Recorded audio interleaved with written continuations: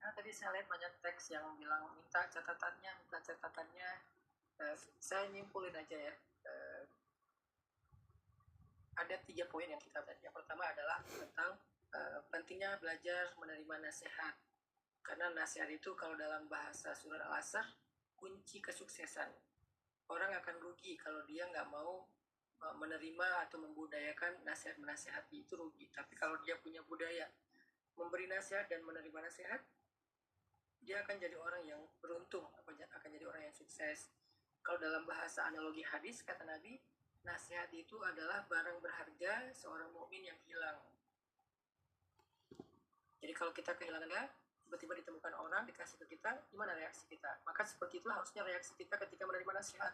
Bukan sebaliknya ngerasa kayak direndahkan, dihina, dibenci, bukan. Jadi rubah mindset kita tentang menerima nasihat. Yang kedua tadi dari pertanyaan, kita dapat poin yang kedua tentang gimana kalau kita tuh dinasehatin bukan karena kita salah, tapi emang kita dikelilingi toxic circle atau toxic people. Gimana caranya kita menghadapi orang-orang kayak gitu yang nyalahin aja? Allah berfirman di dalam Al-Quran tentang 3 perintah. Pertama,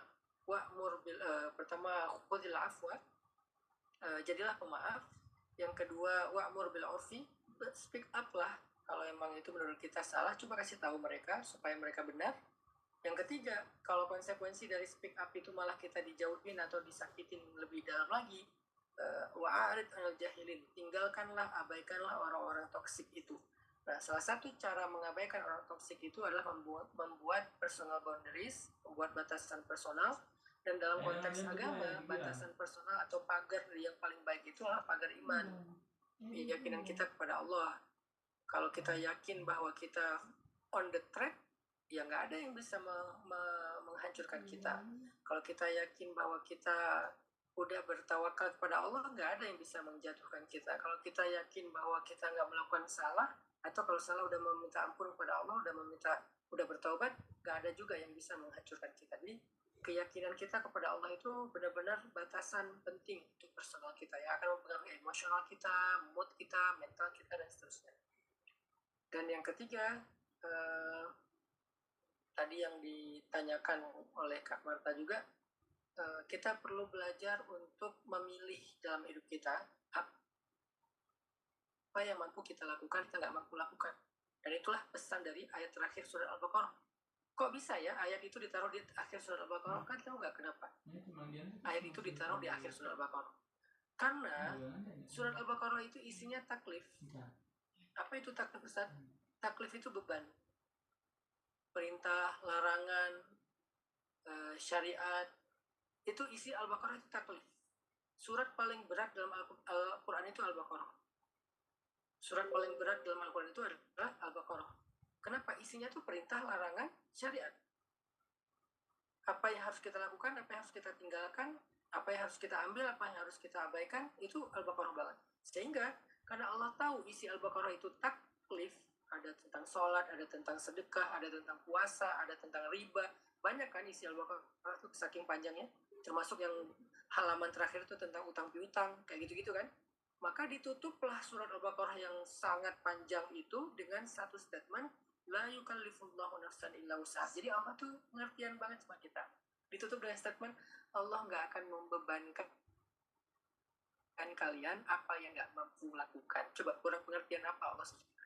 Allah suruh kita sholat, Allah suruh kita puasa, Allah suruh kita sedekah, Allah suruh kita bayar hutang, memaafkan orang yang berhutang, Allah suruh kita menyambung silaturahim, Allah suruh kita meninggalkan riba, Allah suruh kita sedekah, bla bla bla. Banyak perintah-perintah dan larangan dalam Al-Baqarah, tapi ditutup. Allah tahu nggak semua kalian mampu melakukannya secara ideal, maka Allah tidak membebankan kalian apa yang kalian tidak mampu. Gak mampu puasa yang normal, diqadha. Gak mampu puasa, maka kalian bisa membayar fidyah. Gak bisa waktu, bisa dijama'. Gak bisa sholat berdiri, bisa duduk. Gak bisa membayar zakat, bisa sedekah. Gak bisa haji, bisa umroh. Gak bisa umroh, bisa sholat syuruk, itu pahalanya sama kayak umroh. Gak bisa gini, maka begini. Jadi kayak Allah ngasih keringanan. Dan itu pesan dari akhir surah Al-Baqarah. Sehingga buat kita dalam konteks kehidupan kita sekarang, kita harus belajar taklif, belajar la yukallifullahu nafsan illa wus'aha. belajar memilih apa yang kita mampu, apa yang kita nggak mampu. Berdamai, nggak usah merasa bersalah kalau kita belum mampu melakukan sesuatu yang dituntut orang banyak. Kamu tuh sebagai anak harusnya begini, aku nggak mampu karena jarak aku jauh, aku nggak mampu karena aku juga nggak punya biaya, aku nggak mampu karena aku begini. Ya udahlah, Allah aja nggak akan nuntut kita berlebihan, kenapa kita khawatir dituntut oleh manusia? Nah, coba Kak Marta dan teman-teman nanti baca ayat terakhir dari surat Al-Baqarah, itu pesannya kita disuruh pilih mana yang mampu, dan alasan-alasan yang jujur. Udah berdamailah dengan kondisi itu. Allahu a'lam. Terima kasih.